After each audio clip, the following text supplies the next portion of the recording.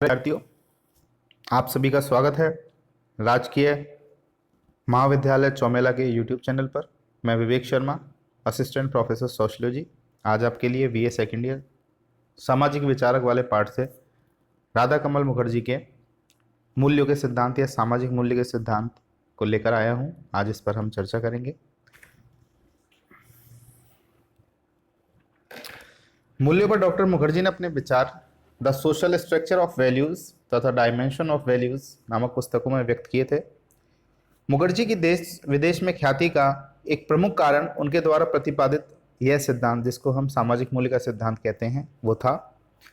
इस सिद्धांत में हमें पूर्व एवं पश्चिम की विचारधाराओं का एक सुंदर समागम देखने को मिलता है।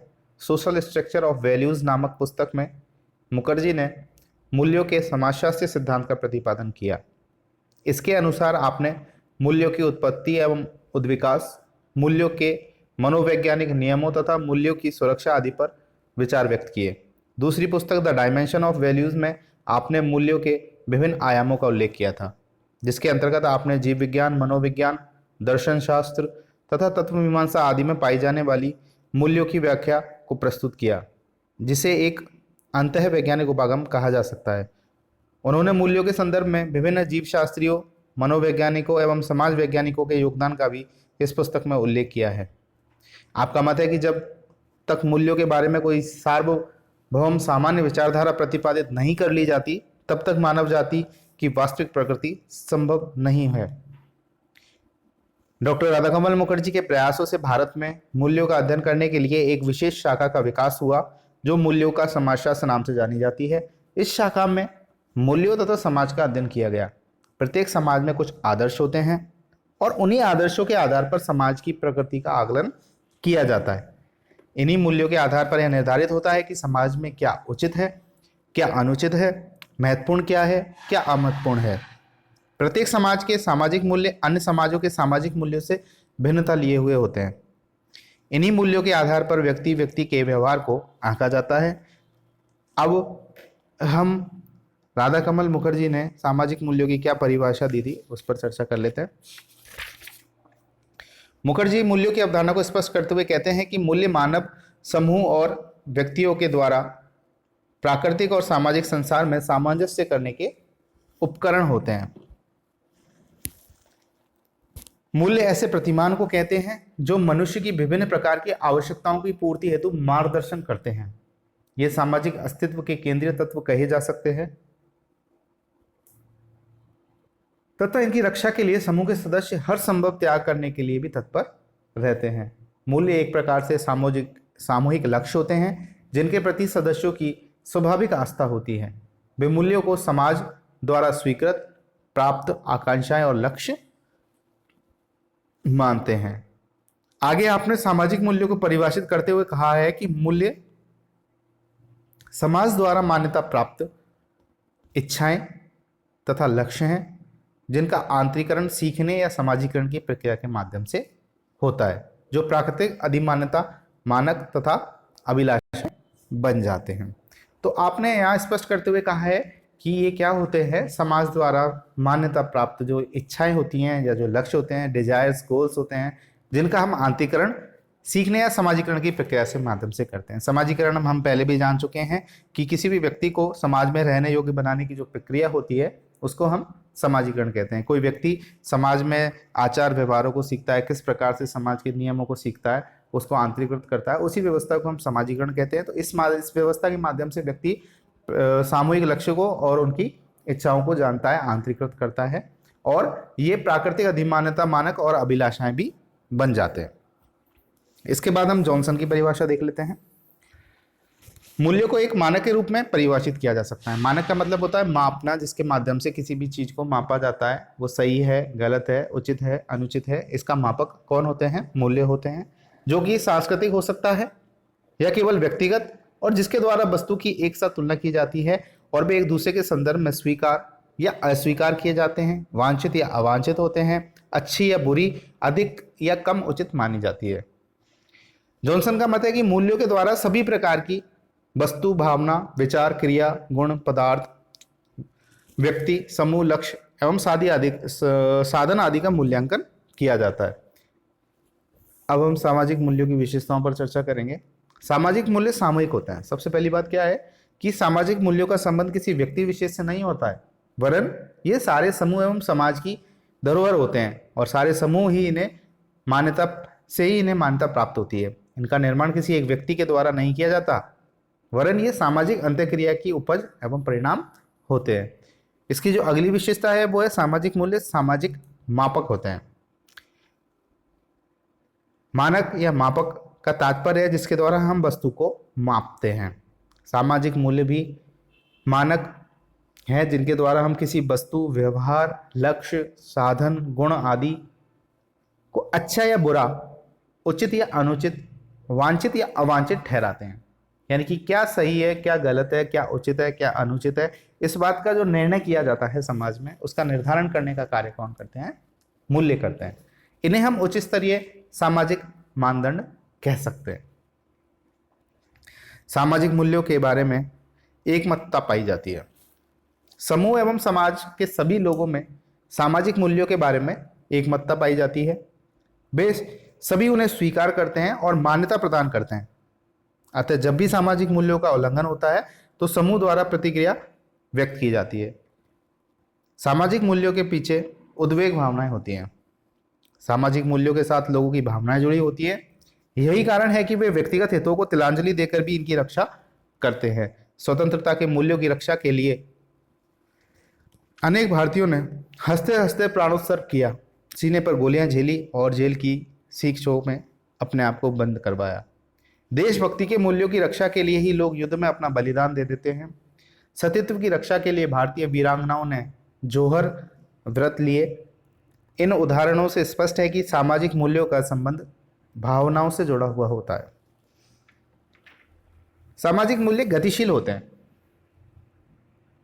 सामाजिक मूल्य सदैव ही एक समान नहीं होते। समय और परिस्थिति के साथ इनमें परिवर्तन आता रहता है। सामाजिक मूल्यों का उद्देश्य सामाजिक आवश्यकताओं की पूर्ति करना है। अतः जब समाज की आवश्यकताएं बदल जाती हैं तो सामाजिक मूल्य भी परिवर्तित हो जाते हैं। सामाजिक मूल्यों में भिन्नता पाई जाती है। प्रत्येक समाज के अपने मूल्य होते हैं जो अन्य समाजों के मूल्यों से भिन्न होते हैं। हारालाम्बोस का मत है कि मूल्य एक समाज से दूसरे समाज में भिन्न होते हैं। भारतीय समाज एवं पश्चिमी समाजों के मूल्यों में भिन्नता पाई जाती है।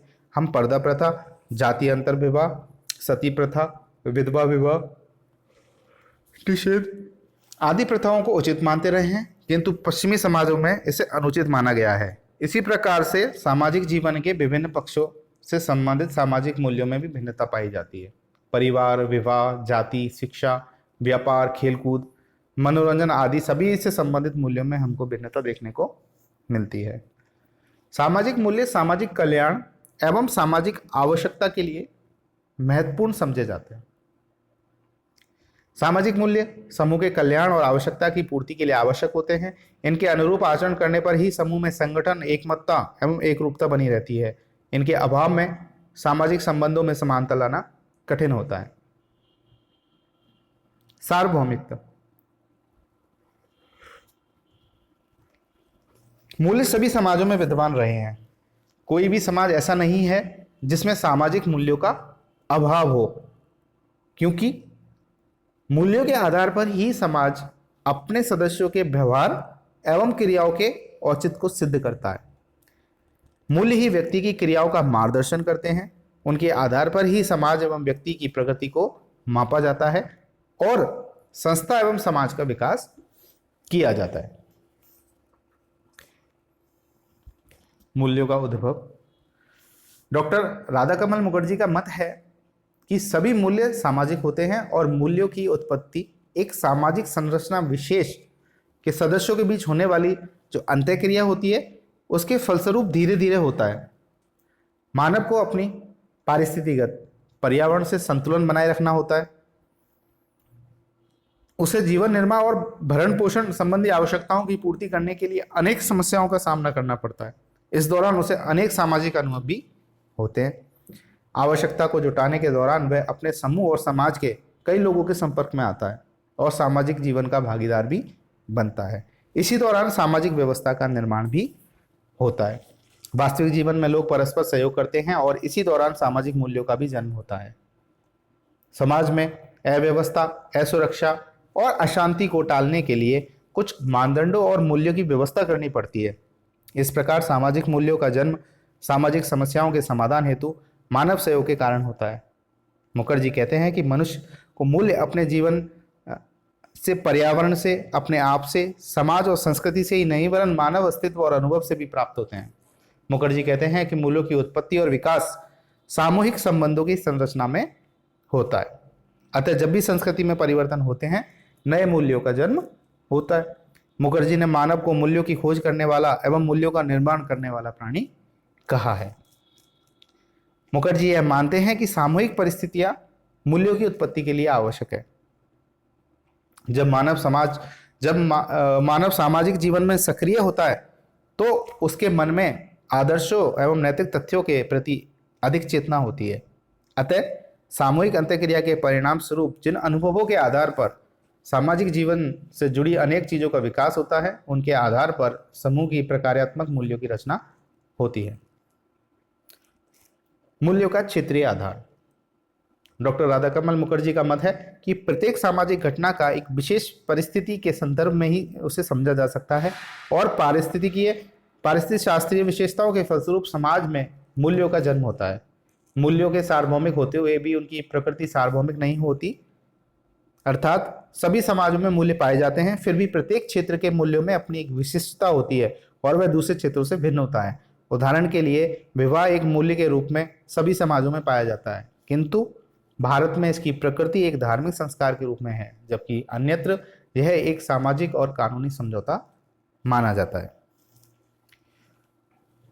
मूल्यों के सोपान या स्तर।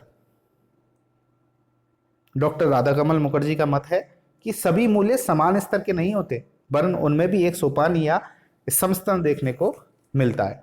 मूल्यों का एक स्तर सामाजिक संगठन के स्तरों पर निर्भर करता है।